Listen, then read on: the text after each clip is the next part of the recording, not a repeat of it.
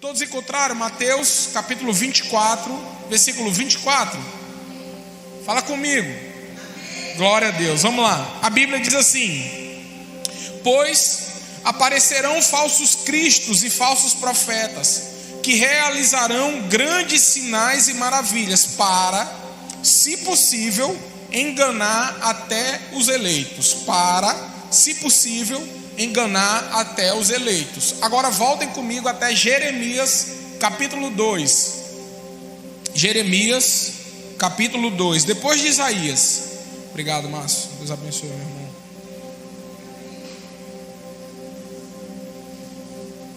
Jeremias capítulo 2, a partir do versículo 1. A Bíblia diz assim: encontrou? Você encontrou? Diga amém. Depois de Isaías, Jeremias capítulo 2, a Bíblia diz assim: a palavra do Senhor veio a mim. Vá proclamar aos ouvidos de Jerusalém. Eu me lembro de sua fidelidade quando você era jovem. Como noiva, você me amava e me seguia pelo deserto, por uma terra não semeada. Israel, meu povo, era santo para o Senhor, os primeiros frutos de sua colheita. Todos os que o devoravam eram considerados culpados, e a desgraça os alcançava, declara o Senhor. Ouça a palavra do Senhor, ó comunidade de Jacó, todos os clãs da comunidade de Israel. Assim diz o Senhor: que falta os seus antepassados encontraram em mim? Ou qual injustiça os seus antepassados encontraram em mim, para que me deixassem e se afastassem de mim? Eles seguiram ídolos sem valor, tornando-se eles próprios sem valor. Eles não perguntaram: onde está o Senhor que nos trouxe do Egito e nos conduziu pelo deserto, por uma terra árida e cheia de covas, terra de seca e de trevas, terra pela qual ninguém passa e onde ninguém vive. Eu trouxe vocês a uma terra fértil, para que comessem dos seus frutos e dos seus produtos. Entretanto, vocês contaminaram a minha terra, tornaram a minha herança repugnante. Os sacerdotes não perguntavam pelo Senhor. Intérprete, ou dependendo da tradução, pastores, não me conheciam. Os líderes do povo se rebelaram contra mim. Os profetas profetizaram. Guarde isso, que aqui é uma das chaves da mensagem. Os profetas profetizaram em nome de Baal, seguindo deuses inúteis. Aí versículo 11, pula o 9 e o 10, versículo 11. A Bíblia diz assim: alguma nação já trocou os seus deuses? Eles nem sequer são deuses, mas o meu povo trocou a sua glória, ou dependendo da tradução, a minha glória, por deuses inúteis. Espantem-se diante disso, ó céus, fiquem horrorizados e abismados, diz o Senhor. Versículo 13: o meu povo cometeu 2 crimes. Eles me abandonaram a mim, fonte de água viva, e cavaram as suas próprias cisternas, cisternas rotas ou cisternas rachadas, que não retêm água. Só até aqui. Senhor, muito obrigado pela tua palavra. Muito obrigado por estarmos aqui na tua casa, nesse culto de ceia. A ti seja a honra, a glória e todo o louvor, Pai. Eu diminua e tu cresça, e que o teu nome seja engrandecido e glorificado no nosso meio, em nós e através de nós. Que a tua palavra ela seja como uma semente lançada em cada coração, como uma terra fértil nesse lugar, e que possamos viver a tua vontade, no nome de Jesus, amém, e graças a Deus.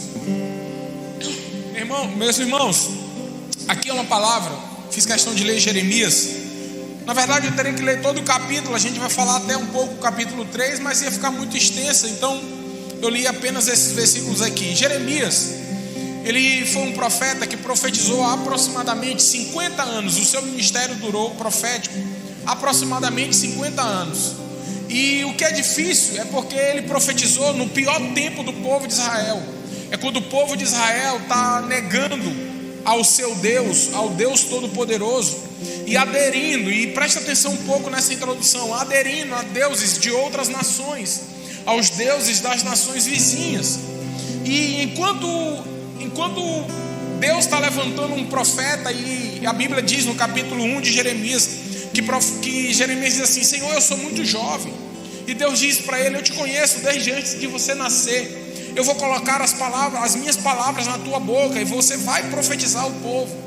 E o tempo vai se passando e a destruição, a miséria, ela vai acontecendo, porque o povo de Deus, preste atenção nisso, o povo de Deus ele abre mão. Ele abre mão dos avisos de Deus. Ele abre mão daquilo que Deus estava alertando ao povo. Ou seja, Deus estava levantou outras vezes. Eu vou falar desse versículo mais na frente. Profetas, homens de Deus, mulheres de Deus, para dizer: abram mão de outros deuses. Abram mão dos deuses das terras vizinhas. Ou seja, dos deuses estranhos, que nem deuses são apenas enganadores. Vocês estão adorando a deuses mudos, a deuses que têm ouvidos, mas não ouvem, que tem boca, mas não fala, que tem mão, mas não tem força. Ou seja, vocês estão adorando a nada. E Deus está liberando alertas, guarde isso, alertas ao seu povo, para dizer: caminhe no caminho correto, abram mão do caminho errado. E infelizmente esse povo, eles estão abrindo mão disso. E Deus levanta Jeremias para dizer: vocês que estão adorando outros deuses, vocês vão sofrer, porque a minha misericórdia vai ser retirada e vocês vão ser entregues. E aqui, irmãos, é uma das maiores dores do ser humano: vocês serão entregues às próprias paixões. Quando nós somos entregues a nós mesmos, ao nosso coração, ou seja, entre outras palavras, quando Deus tira a mão de nós e nós fazemos aquilo que nós queremos, é quando assinamos a nossa derrota, porque a Bíblia diz que o coração do homem é mau. E se o coração do homem é mau, vai fluir aquilo que é mau. É por isso que nós precisamos do fluir do Espírito dentro de nós. Então Deus, ele começa a alertar o seu povo e a dizer que esse povo está em pecado e precisa retornar ao caminho. Só que tinha um problema, e esse problema ele persiste até hoje. O povo acreditava que Deus o protegeria, independente dos seus pecados. Por quê? Porque eles faziam os seus rituais. Eles apresentavam ali os seus alimentos, os seus animais para a purificação. Mas o coração estava distante. Sabe o que é isso para os dias de hoje? É a gente cumprir um ritual de entrar na casa de Deus. É cumprir um ritual de ajudar alguém a acreditar que, apesar dos nossos pecados, da nossa adoração a outros deuses, isso vai ser suficiente. E infelizmente hoje existem vários outros deuses que nós criamos. E o que Deus começa a deixar claro para esse povo é: eu não vou suportar esse pecado. Não é que ele não tem a capacidade de segurar, mas é porque ele não quer conviver com uma noiva, como ele vai chamar, manchada no pecado. É por isso que na ceia ele envia o Senhor Jesus. Por isso que nós comemoramos a ceia hoje. Ele envia o Senhor Jesus para que o sangue dele nos purifique, nos lave, nos limpe de todo o pecado. E Deus começa a alertar: vocês estão deixando a minha aliança para confiar em outros deuses. Vocês estão deixando a aliança que nós fizemos para poder confiar em outros deuses. Só que o que eu chamei a atenção de você na leitura foi que os profetas de Baal estavam profetizando. Os homens estavam profetizando debaixo de uma profecia falsa. E sabe o que é pior? Aqueles que se dizem filhos de Deus estavam aceitando isso. Estavam fazendo aliança com outros deuses. E sabe o que acontece? Estavam confiando mais no homem do que confiando em Deus. Irmãos, eu vou falar algo para vocês: confiar no homem em vez de confiar em Deus é assinar o nosso fracasso, é assinar o nosso momento de dor e de desperdício de vida. E Jeremias é conhecido como o profeta chorão. Irmãos, eu entendi um pouco sobre isso ontem. Eu fiquei estudando aqui na igreja ontem um pouco, queria me isolar um pouco, e quando eu comecei a ouvir e lembrar de um profeta chorão, eu li quase o livro de Jeremias todo ontem, fui pulando alguns capítulos, e você vai perceber que o povo não se transforma. Palavra após palavra, alerta após alerta, trazendo para a realidade, culto após culto, e o povo continua o mesmo. E eu não vim aqui nessa noite apontar dedo para ninguém, todos nós estamos inseridos nessa palavra. Se eu não ouvir o alerta de Deus, se esse alerta não fizer morada no meu coração e eu não transformar a minha vida, é como se fosse o povo de Israel nessa época. Eu te convido a ler o livro de Jeremias todo, e você vai ver Deus trazendo alerta ao seu povo, e o seu povo continuando no mesmo pecado, no mesmo erro, na mesma falha. E Jeremias é conhecido por chorão. Por quê? Porque, irmão, se eu conheço verdadeiramente a palavra de Deus, eu não posso me alegrar com o pecado do povo. Me entristece quando eu vejo alguém caindo. Tem que entristecer o meu coração quando eu vejo uma mulher de Deus, um homem de Deus em pecado, uma confusão dentro da igreja, uma dissensão da igreja, o povo de Deus brigando contra o povo de Deus, um pastor de uma igreja falando mal de um pastor de outra igreja. Isso tem que gerar tristeza no meu coração, porque está aflorando o pecado no meio do povo. E se eu me alegro com o pecado de alguém, é porque tem algo de errado também em mim. E por que que Jeremias chora? Jeremias chora porque ele é fraco? Não. Ele chora porque ele não consegue enxergar um povo sendo moldado pela principal palavra, que é a palavra de Deus. E a Bíblia diz que a palavra do Senhor veio até ele. Em nenhum momento a palavra foi do próprio homem. Em nenhum momento a palavra foi do homem Jeremias. Não, a palavra é de Deus. Deus estava liberando uma palavra. Para quê? Para que a amargura do coração do povo, para que a dor, a ferida fosse sarada, para que o pecado fosse perdoado. Era Deus mostrando aquilo que Ele tem, aquilo que Ele está demonstrando até hoje. Ele não quer perder nem a mim nem a você. Ele não quer perder o seu povo para o pecado. Ele não quer que o seu povo vá para o inferno. Ele não quer que o seu povo se perca no meio do caminho. Ele quer um povo santo, reto, temente a Ele, um povo que se santifica. E eu falo algo para você: Jeremias não está despejando um coração amargurado diante do povo. Ele está liberando uma palavra de Deus, dura, mas de Deus, dura, mas verdadeira, que ninguém gosta de ouvir. Porque quando a gente ouve uma palavra que nós temos que ser transformados, nós temos que mudar a nossa atitude, é difícil. É muito mais fácil ouvir uma palavra que vai dizer assim: independente de como você viva, você vai ganhar. É muito mais fácil. Agora é difícil dizer: se você mudar isso, você avança. Se você renunciar, você avança. Isso é difícil, porque eu tenho que mudar aquilo que eu já me acostumei a viver. E aqui está a dificuldade. Eu quero te falar algo nessa noite. Todas as vezes que Deus se dispor a falar, que você, que eu, que nós enquanto igreja estejamos dispostos a ouvir. A palavra do Senhor foi até ele para que ele falasse ao povo, mas o povo tampou os seus ouvidos, não quis ouvir. E a Bíblia diz que ele vá, versículo 2, proclamar aos ouvidos de Jerusalém. Irmão, achei isso aqui lindo demais. Porque ele não simplesmente falou: vá falar ao povo de qualquer jeito, vá proclamar aos ouvidos. Porque o Espírito Santo, ele sabe como gerar fé no nosso coração.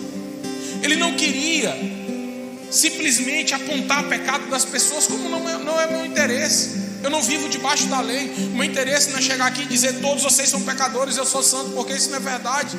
Todos nós estamos inclusos nessa palavra, em que nós precisamos tomar cuidado em não adorar outros deuses. A palavra é sobre isso hoje. A palavra é para que eu e você estejamos alerta para não adorar outros deuses e abrir mão do Deus verdadeiro e genuíno, a qual enviou seu filho na cruz para morrer por mim e por você, para nos dar uma vida nova, para nos curar verdadeiramente, para nos libertar verdadeiramente.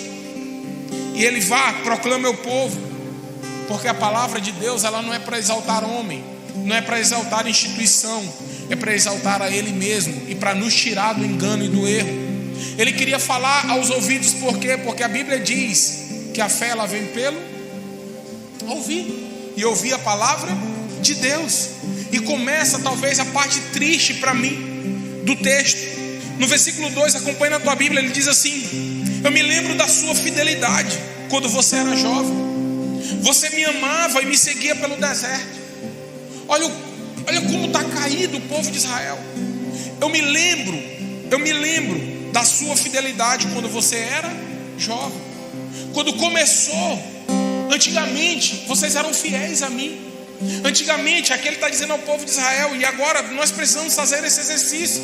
Será se eu acostumei a andar de culto em culto e agora eu abri mão da minha fidelidade a Cristo?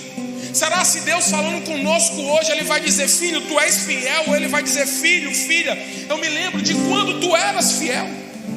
Não, A minha oração é que Deus olhe para nós e aponte para cada um de nós e diga: servo bom e fiel, entra no gozo do teu Senhor. Que quando Deus for falar de nós, quando nós estivermos falando de Deus, não seja do tempo que éramos fiel, mas como nós somos hoje. Como nós amamos hoje, não é há 10 anos atrás eu amava a Deus, não. Eu continuo amando a Deus hoje, eu continuo buscando a Deus hoje, eu continuo hoje ainda com aquele mesmo desejo do coração. É por isso que Caleb, ele chega para Josué e fala: Josué, me dá a minha terra, porque ainda hoje eu sou forte como era antes.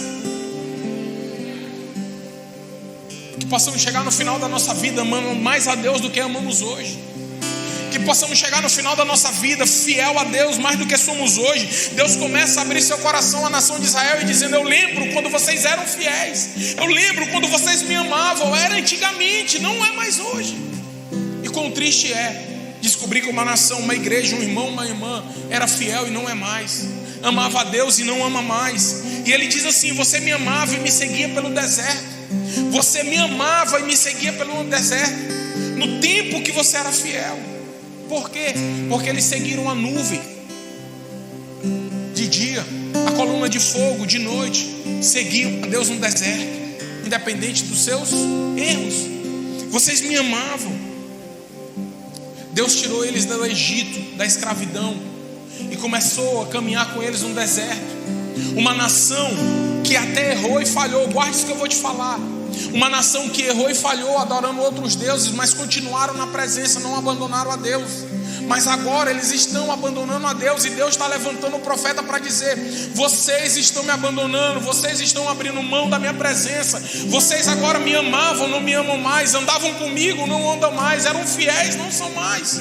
O que Deus está querendo mostrar para eles é que vocês mudaram, eu não mudei. Eu ainda estou disposto a caminhar com vocês, eu ainda estou disposto a andar com vocês, seja no deserto, seja na bonança.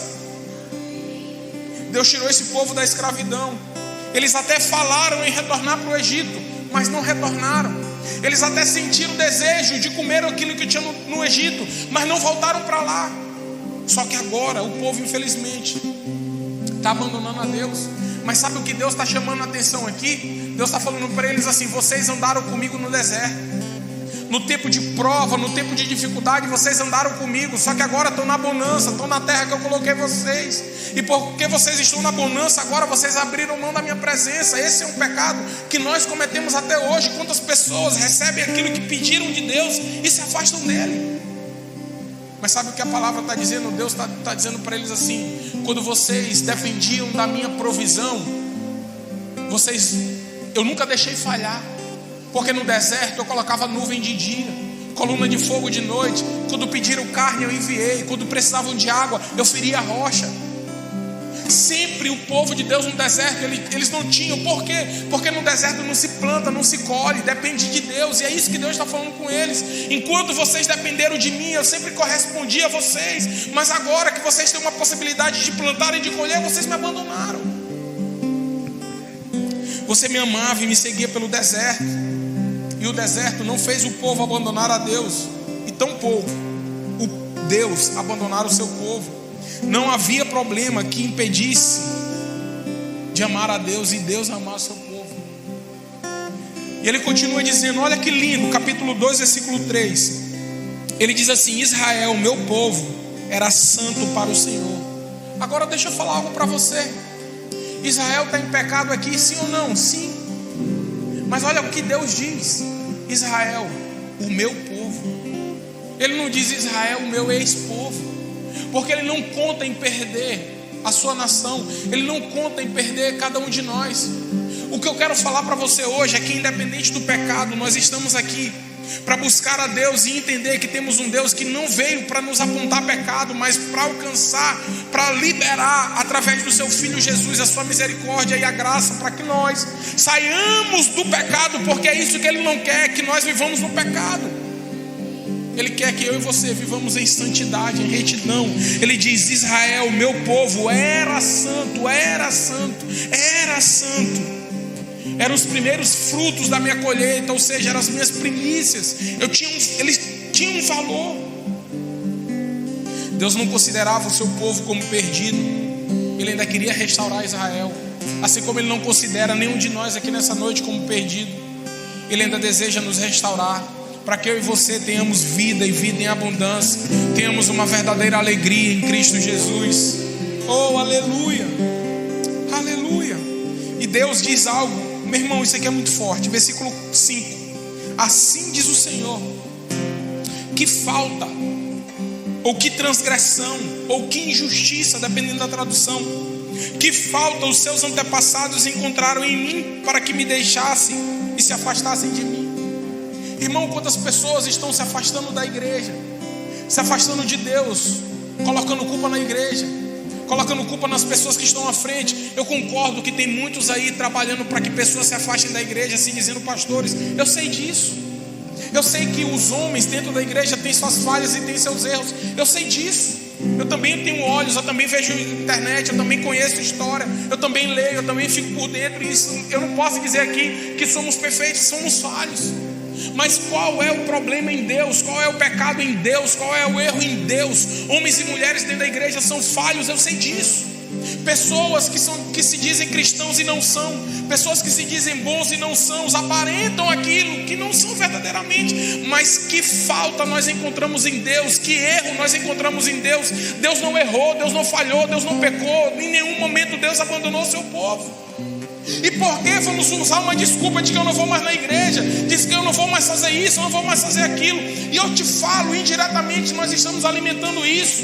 Quando compartilhamos, agora virou moda, uma brincadeira, virou moda compartilhar traição de pastor, virou moda, meu irmão, esquece isso.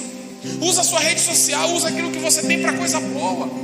Ultimamente agora saiu uma queda de um pastor aí, que a mulher foi lá, queimou tudo, fez o que ela tinha que fazer, e muita gente cristã brincando com a situação. Um pecado, aquilo que traz vergonha para a igreja, e as pessoas se dizendo cristão brincando. Isso tem que gerar dor no nosso coração. Foi feio, foi, está errado, tá, mas isso não é motivo de alegria, isso é motivo de tristeza, de vergonha.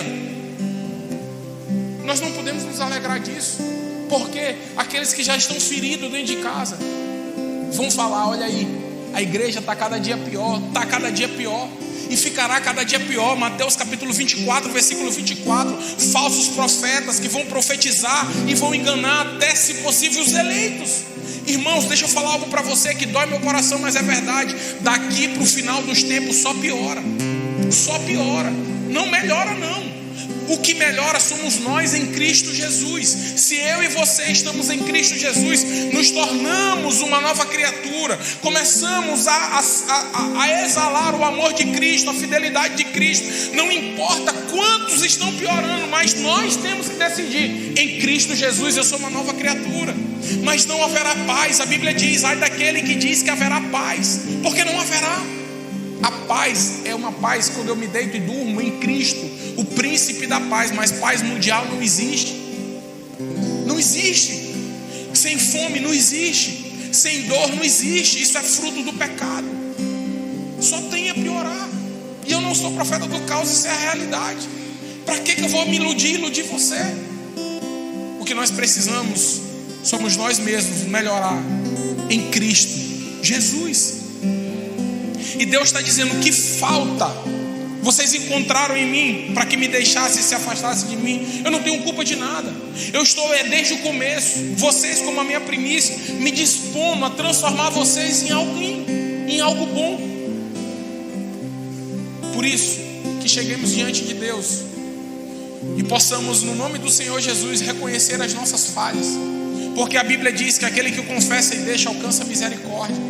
Não adianta tentar chegar na frente de Deus e esconder os seus pecados. Irmãos, eu fiz uma oração aqui ontem. Eu estava aqui na igreja.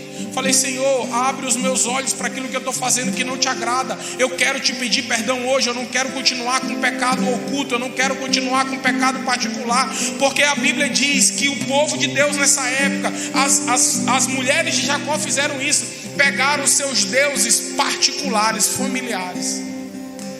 E às vezes a gente está cultivando um Deus dentro da nossa casa. Você sabe qual é um Deus atual? Um Deus carro, um Deus política, um Deus dinheiro, um Deus casa. Tudo aquilo que nós colocamos acima de Deus se torna Deus na nossa vida. Tudo aquilo que nós damos valor mais do que a Deus se torna um Deus na nossa vida. E isso não traz resposta a cada um de nós, não traz vida para cada um de nós. Eu não sou contrário a crescimento, a trabalhar. Eu faço tudo isso, vocês me conhecem, eu já prego isso aqui desde o começo. O problema não é esse. O problema é valorizar tudo isso acima de Deus. E não adianta querer viver algo bom no ano novo. Eu gosto, irmãos, eu preguei, talvez fazia tempo que eu não pregava uma mensagem tão profética como do ano novo. Eu amo a palavra profética. Só que eu não posso chegar aqui e enganar e dizer que vai ser tudo a mil maravilhas se eu ainda cultivo aquilo que não agrada a Deus, se eu ainda estou cultivando e abrindo espaço para aquilo que desagrada a Deus. E Deus está dizendo: que culpa eu tive? Onde vocês encontraram alguma falta em mim? Meu Deus, por que quando eu pego o microfone o tempo voa? Ninguém achou algo de ruim a Deus e nunca achará, irmão. Ninguém achou falta nele, não há falta em Deus. E a Bíblia diz assim: olha o quão difícil é isso aqui. Ainda no capítulo 5, que falta vocês encontraram? Que falta os seus antepassados encontraram? E ele diz: eles seguiram ídolos sem valor, tornando-se eles próprios sem valor. Ídolos feitos por mãos humanas, ídolos falsos, que não tinha valor algum. E sabe o que é pior? Se tornando também sem valor nenhum. E agora eu vou te falar uma das coisas mais difíceis de se falar. Sabe qual é o nosso verdadeiro valor? Sabe quando nós descobrimos o nosso verdadeiro valor? É quando nós estamos em Cristo Jesus. Irmãos, o nosso verdadeiro valor é ser filho e filha de Deus. Esse é o verdadeiro valor que nós temos. Porque o verdadeiro valor da nação de Israel é a nação de Deus. A verdadeira identidade que nós temos é em Cristo Jesus. Porque aquilo que eu adoro, eu acabo me transformando. E tem pessoas se tornando sem valor porque adoram tanto aquilo quem não é Deus, adoram tanto deuses falsos e perdem o seu valor. Quantas pessoas se perdem ou entregam o seu caráter porque estão adorando ao Deus dinheiro, ao Mamon, a outros deuses. Eu sabia que hoje não ia ter glória a Deus não, mas vamos lá.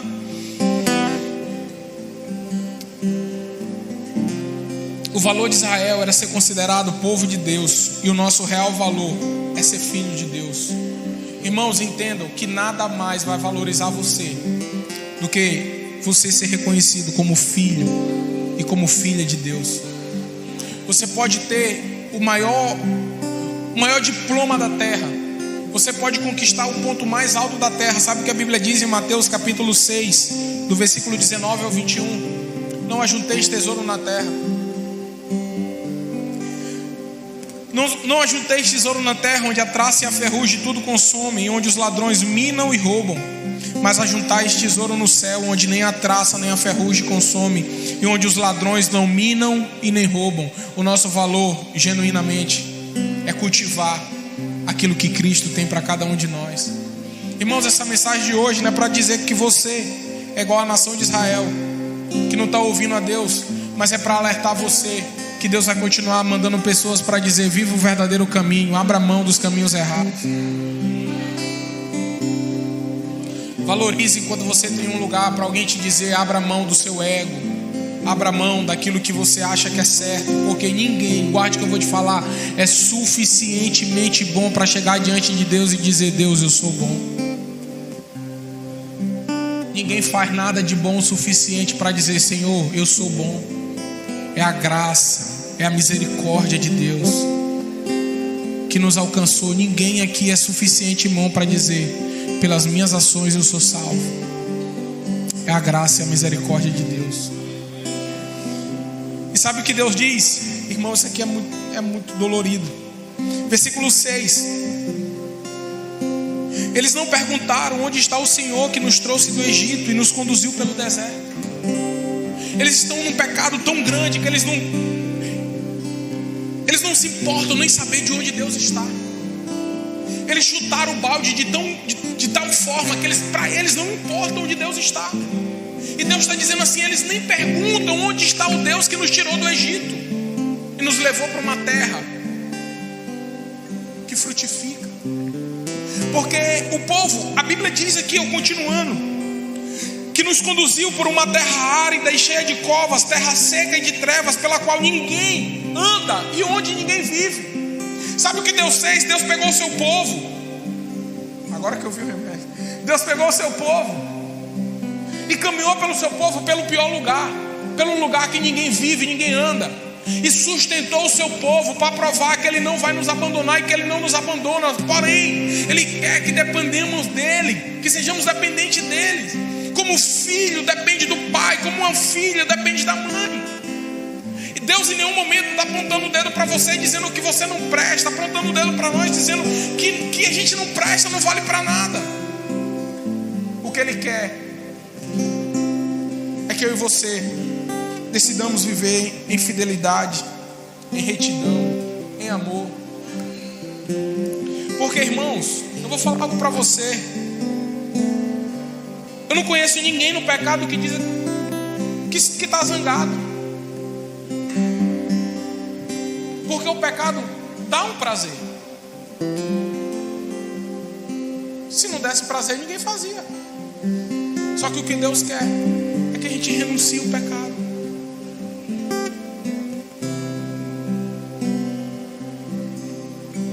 Vai melhorar. Eles não perguntam onde está Deus. Sabe por quê? O que dói meu coração aqui, irmão, meu coração está doendo por essa mensagem. O que Deus está dizendo para eles é assim: vocês estão num nível tão grande que não perguntam por mim. Deus, Ele está dizendo: eu quero me apresentar a vocês, eu quero vocês, eu não quero abandonar ninguém.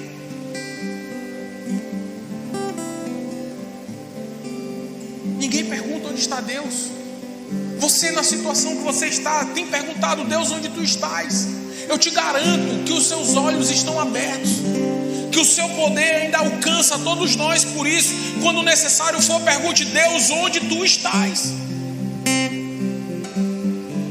Deus tirou o povo da escravidão, só que o povo deixou de buscar a Deus.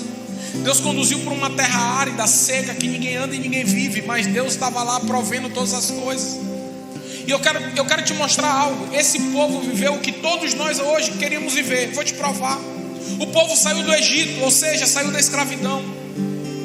O povo foi conduzido para um lugar que Deus escolheu, ou seja, a terra prometida. Todos nós queremos estar no lugar que Deus escolheu para nós. E todos eles experimentaram a bênção de Deus, porque a Bíblia diz: eu trouxe vocês a uma terra fértil, para que comessem dos frutos. Saíram da escravidão, caminharam com Deus e foram para um lugar que Deus escolheu para usufruir daquilo que Deus escolheu. Quem não quer viver isso?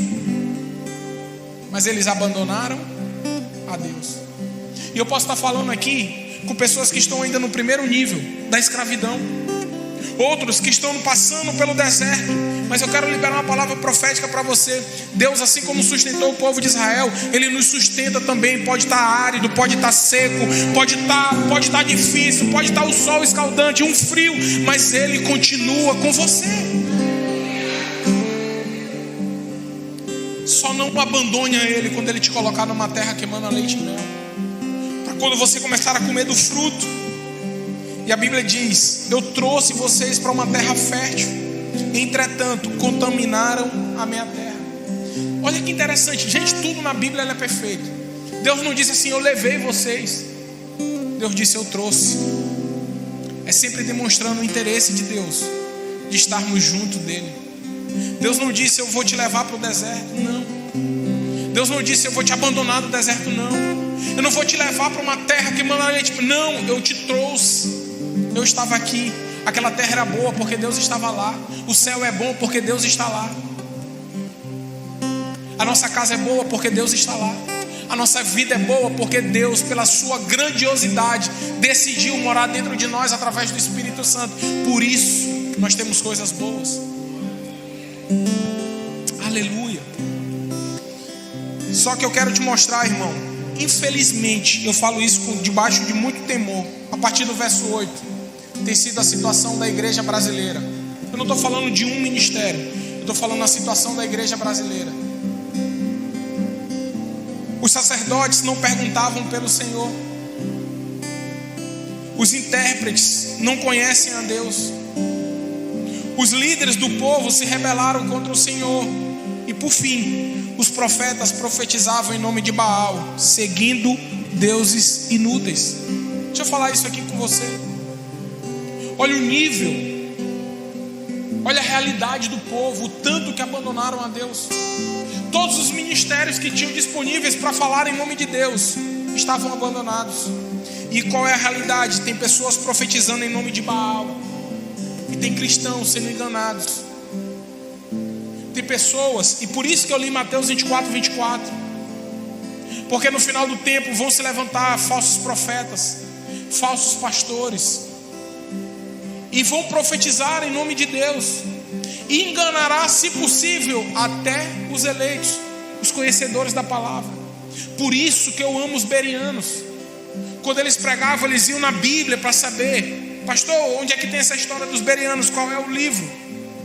Qual o livro que o senhor leu? É a Bíblia. Na Bíblia tem a história dos bereanos. Tudo que era pregado, eles iam na Bíblia. Deixa eu ver se está aqui, na palavra. Senão eles não aceitavam. Por isso que nós precisamos tomar muito cuidado com aquilo que está sendo liberado sobre nós, sobre nossa casa. Não ouça qualquer um, não aceite qualquer palavra para dentro da sua casa, porque a realidade do final dos tempos são enganadores aumentando. Irmãos, a realidade no final dos tempos não é só santidade, não. A realidade do final do tempo são enganadores. Pessoas te dizendo que de qualquer forma você vai ser feliz, que do jeito que você está pode caminhar assim, que Deus ele vai te ajudar de qualquer jeito. Não, essa não é a realidade do final dos tempos de Jesus. A realidade é que Deus quer que eu e você renunciamos à vontade da carne, porque a vontade da carne nos distancia de Deus. E quanto mais eu renuncio à minha vontade, o meu ego, a minha altivez. Sabe o que a Bíblia diz? Qual é a característica do final dos tempos? São homens amantes de si mesmo. E essa realidade já bateu na porta, irmão. Já está invadindo, já invadiu as igrejas. Homens presunçosos, amantes de si mesmo. O amor de muitos esfriará. Haverá filho contra pai, pai contra filho, maldizentes, agoureiros. Essa é a realidade atual da igreja brasileira. O frio, a frieza, o amor esfriando. Essa é a realidade. Pastor, isso tem que gerar o quê? Temor no nosso coração. Não é tristeza. Isso tem que gerar temor no nosso coração, para que todos os dias eu entre no meu quarto, fale com meu Deus em secreto. Eu vi uma frase hoje, alguém postou, mas é uma frase de Billy Graham. Alguém aqui da igreja postou: quando eu fecho a porta do meu quarto para falar com Deus, abre-se uma janela no céu para Ele falar comigo. É isso que Deus fala. É isso que Deus fala.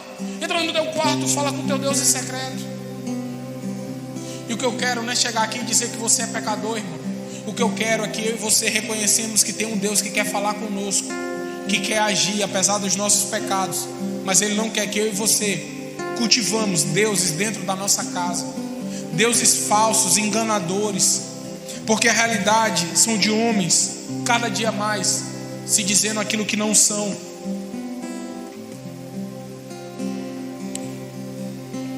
Então ele diz, olha que a Bíblia diz: aparecerão falsos críticos e falsos profetas, que realizarão grandes sinais e maravilhas para, se possível, enganar até os eleitos. A falsidade tem tomado conta de profetas, de líderes, de pastores, de conhecedores da palavra. É a realidade hoje. Pessoas que se dizem pastores, pessoas que se dizem ministros de louvor, pessoas que se dizem cristãos e não são. Dói ouvir isso, dói pregar, mas se gerar um conserto no nosso coração e nos levar mais próximo de Deus, e Deus ele traz uma triste constatação, versículo 11: alguma nação já trocou o seu Deus. Eu fiz uma pesquisa. A Turquia, todo pastor gosta dessa história. A Turquia, ela foi praticamente toda evangelizada por Saulo.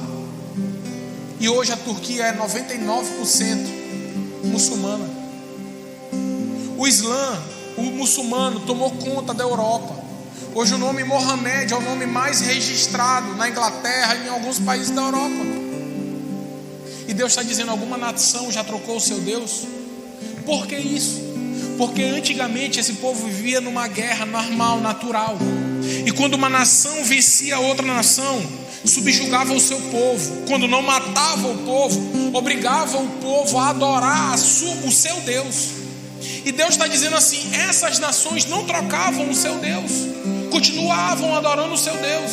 Só que a nação de Israel trocou o seu Deus deliberadamente, sem ser subjugado, porque o povo de Israel continuava debaixo da mão de Deus, mas voluntariamente estava buscando. Irmãos, a coisa mais difícil é você ver uma história de que um muçulmano deixou de ser muçulmano para ser cristão. E olha que tem ensinos, orações, poder de Deus, mas é raro, porque eles matam os seus filhos, preferem mortos do que servir a Deus. E você não vê uma nação trocando o seu Deus, mas você vê cristão abandonando a Cristo. E Deus está dizendo, olha o que Deus diz no versículo 11: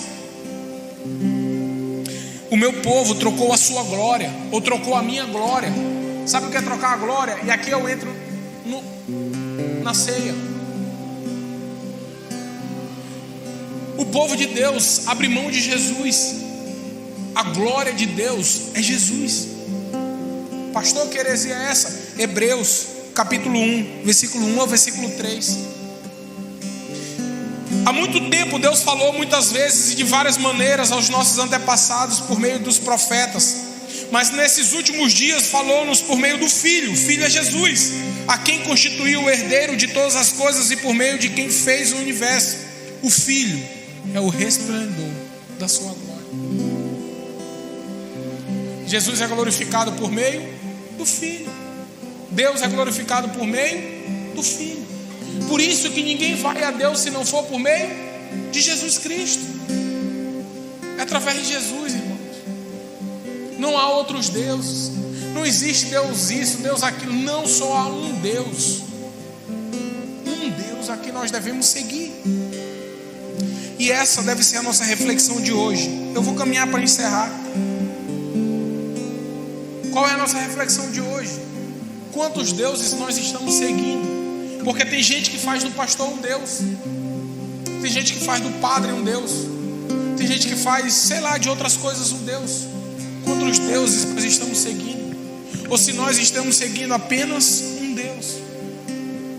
Porque se nós decidimos seguir apenas um Deus, independente daquilo que nós estamos vivendo, nós temos a esperança de uma mudança de realidade, porque Ele tem poder sobre todas as coisas. E Ele diz: o meu povo cometeu 2 crimes. Antes disso ele diz assim no versículo 12: espantem-se diante disso, os céus. Ó céus, espantem-se diante disso, uma nação abandonando o seu Deus. E por fim ele diz assim: o meu povo cometeu 2 crimes. Me abandonaram a fonte de água viva e cavaram as suas próprias cisternas rachadas que não retêm água. Olha que coisa maravilhosa. Primeiro, Ele é a fonte, Ele jorra aquilo que nós necessitamos. E agora, aquele que abandona a Deus, aquele que abandona a sua fonte, vai cavar cisterna para tirar o quê? Aquilo que Deus dá de graça. Comai e bebei. Eu estou dando de graça a vocês. E o povo está na força do seu braço, tentando realizar aquilo que Deus está dando de graça. Sabe o que é isso na nossa realidade? É quando nós queremos agir na força do nosso braço. Tem algo para resolver, tem uma ferida para ser sarada, precisa ser curado, liberto, tem uma porta para ser aberta. Não cava, porque aquilo que você cava fica rachado. Não é perfeito como Deus é perfeito. Nada do que o homem faz consegue alcançar aquilo que Deus pode entregar de graça. Porque a cisterna rachada, ela vai vazar aquilo que nós mais precisamos, que é a água. E Deus está dizendo: eu sou a fonte. E Ele continua sendo a fonte. Não cava com seus próprios braços cisternas rachadas.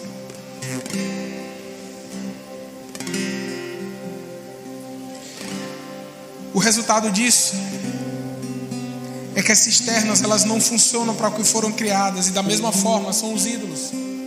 Os ídolos, eles são criados, mas eles não servem para aquilo que foram criados.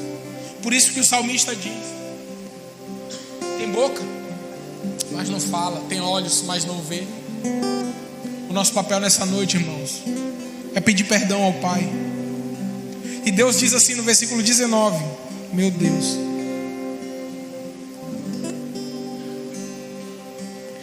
o seu crime a castigará, a sua rebelião a repreenderá.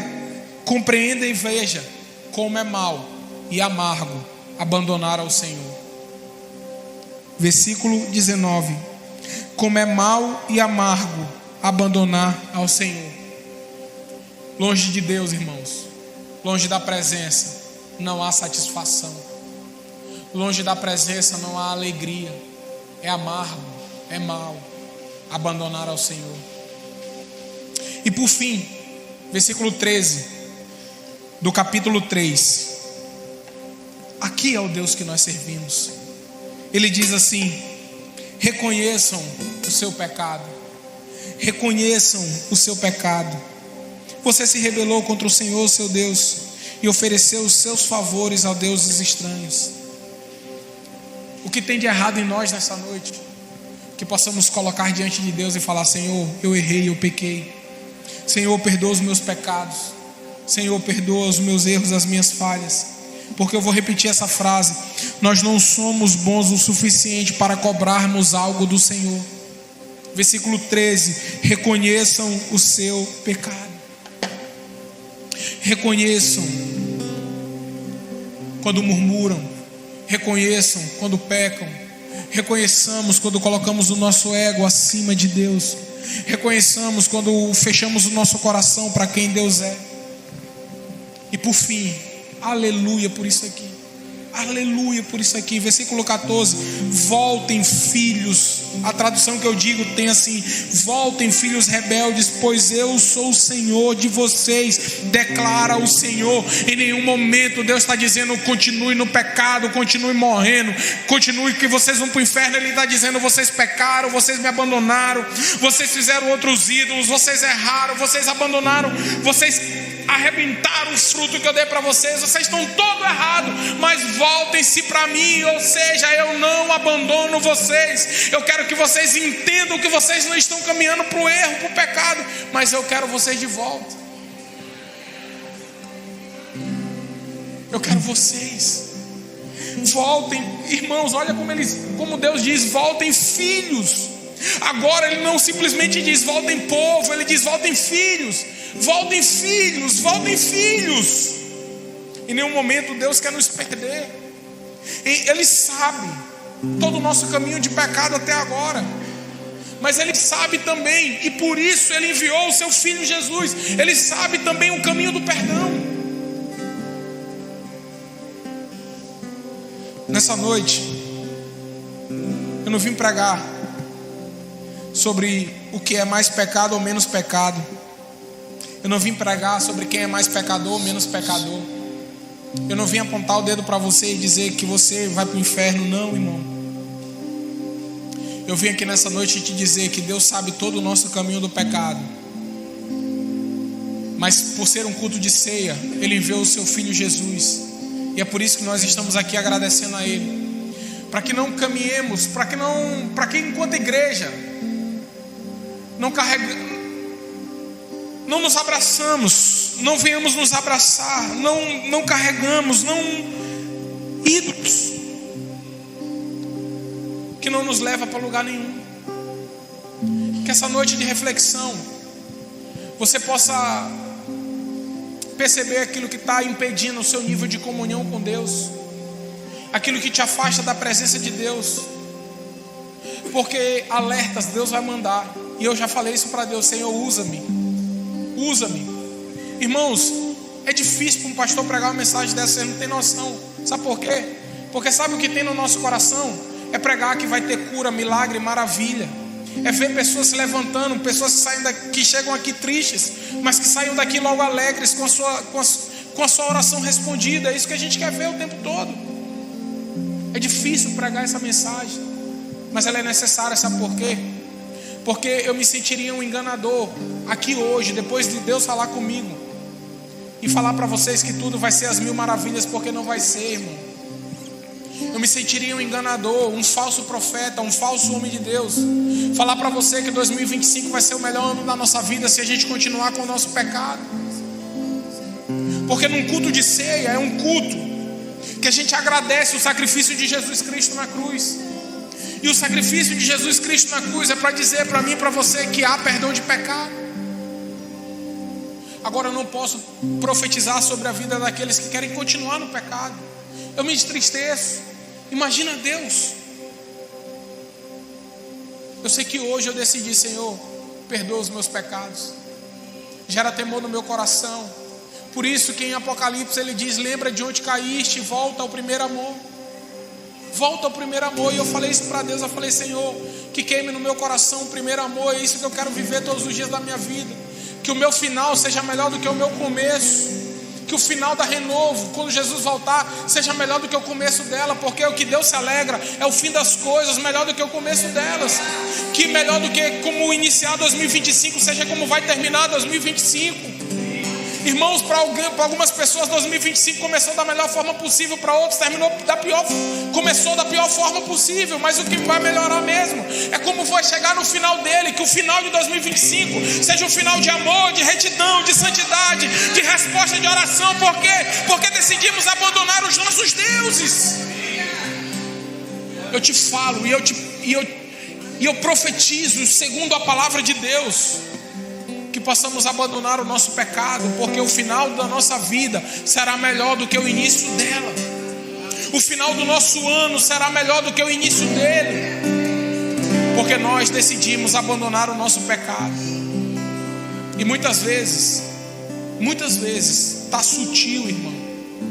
Está sutil. Eu vou pregar aqui ainda essa palavra. Eu vou pregar uma palavra aqui com vocês que eu preguei na reunião de obreiro recente, sobre glutonaria, sobre fofoca. É sutil, mas tem levado muitas pessoas para o pecado. Às vezes é um ego, é a falta de perdão, é não perdoar as pessoas que estão ao seu redor. Está sutil cada dia mais. É porque às vezes a gente diz assim: eu não matei, eu não roubei, eu não fiz nada de errado. Mas o coração é endurecido, não consegue perdoar quem ama, não consegue perdoar quem te feriu, não consegue tratar as pessoas que estão ao seu redor, porque o coração é endurecido pelos seus deuses, pela sua justiça própria. Irmãos, sabe o que arrebentou meu coração? Jeremias dizendo assim: Senhor, me perdoa, mas me perdoa segundo a tua justiça, não segundo a tua ira, porque eu não posso apresentar nada de bom diante de ti. Nós não somos bons o suficiente, porque se a ira de Deus vier sobre nós, nós estamos mortos. Somos pecadores. Porque a Bíblia diz: se alguém falar que não está pecado, que não tem pecado, é mentiroso, já está pecando. Não somos bons o suficiente. Por isso, cuidado. Veja o que a igreja está pregando. A igreja que eu digo é a igreja brasileira. Está pregando que nós somos merecedores de viver algo bom. Nós não somos. Nós não merecemos nada de bom. A Bíblia não diz isso para nós. Nós não merecemos o céu. Nós não merecemos Jesus. A ceia nos prova isso, que nós não somos merecedores disso. Nós não somos merecedores de uma boa família, nós não somos merecedores de um bom emprego, nós não merecemos isso. Isso é graça de Deus sobre nós. Pela graça e pela misericórdia dele é que nós somos vestidos. Temos saúde, temos uma casa, vivemos alguma coisa de bom, mas não merecemos nada. A Bíblia diz que as misericórdias do Senhor, elas se renovam a cada manhã. E esse é o motivo de não sermos consumidos. Por isso, não chegue diante de Deus para murmurar. Não chegue diante de Deus com a justiça própria. Irmãos, eu li um negócio ontem. Sabe qual é o nosso erro? É chegar diante de Deus com a justiça própria. A nossa justiça é falha. Ele é o justo juiz. Chegue diante de Deus nessa noite, irmão, com o coração quebrantado. Senhor, me transforma. Eu abro mão dos meus ídolos. Eu abro mão de tudo aquilo que eu fiz, que te magoou, que te feriu. Porque Deus está dizendo assim: vocês nem perguntaram por mim. Vocês nem perguntaram por mim. O nível de vocês é tão grande que vocês nem perguntaram por mim. Os que se dizem pastores, profetas, estão aí dizendo, nem falam de mim, nem lembram. Irmão, é dolorido ser esquecido. Tem pessoas que entram na igreja e não voltam mais porque ninguém falou com elas, foram esquecidas. Agora imagina Deus dizendo: vocês me esqueceram, vocês me abandonaram. Mas eu glorifico a Deus pelo Novo Testamento, porque Jesus diz: bata na porta que vocês vão me encontrar. Busquem a mim que vocês vão me encontrar. Clamem a mim e vocês vão me encontrar. Bata na porta, porque a porta vai se abrir. Eu vim aqui nessa noite te dizer com muito amor e carinho: independente da sua vida, dos seus erros, da sua crise, das suas dores, das suas falhas, vou melhorar. Independente das nossas dores, das nossas crises, das nossas falhas, dos nossos pecados e dos nossos erros, ainda temos um Deus dizendo: procura-me, busca-me, que vocês vão encontrar. Agora posso te falar com muito amor e carinho: nós não vamos encontrar a Deus de qualquer forma. Não são todos os lugares que levam a Deus. Não, isso é mentira. Isso é mentira. Deus escolheu uma forma de ser encontrado através de Jesus Cristo. E Jesus Cristo diz: eu vou, mas eu deixarei sobre vós o Espírito Santo. Por isso que eu me maravilho em Atos. Porque quando o Espírito Santo desce, que Pedro faz aquele discurso maravilhoso, o povo vem com sede diante de Pedro: o que eu faço para ter isso? E Pedro diz: arrependam-se, abram mão do pecado, e será salvo tu e tua casa. Porque Deus não expõe o nosso pecado para nos humilhar. Quem faz isso é Satanás, irmão. Deus, ele traz a clareza do nosso pecado para que possamos nos arrepender e pedir perdão. Não queira viver, irmãos, não queira perder a sua vida adorando outros ídolos. Não queira perder a sua alegria adorando a outros ídolos. Não queira perder a sua intimidade, a sua alegria, a sua paz adorando outros ídolos. Deus está dizendo assim: vocês trocaram a minha presença por outros ídolos. Sabe o que me dói? É que o livro de Jeremias todo é Deus dizendo: vocês me abandonaram. E o povo não ouve. O povo vai para o cativeiro, fica cativo, reclama no cativeiro. E Deus diz: eu vou levantar um renovo justo. E esse renovo justo é Jesus Cristo de Nazaré. Que 2025 seja um ano do teu maior nível de intimidade com Deus. Que essa noite Deus possa nos perdoar. Feche teus olhos, vamos orar.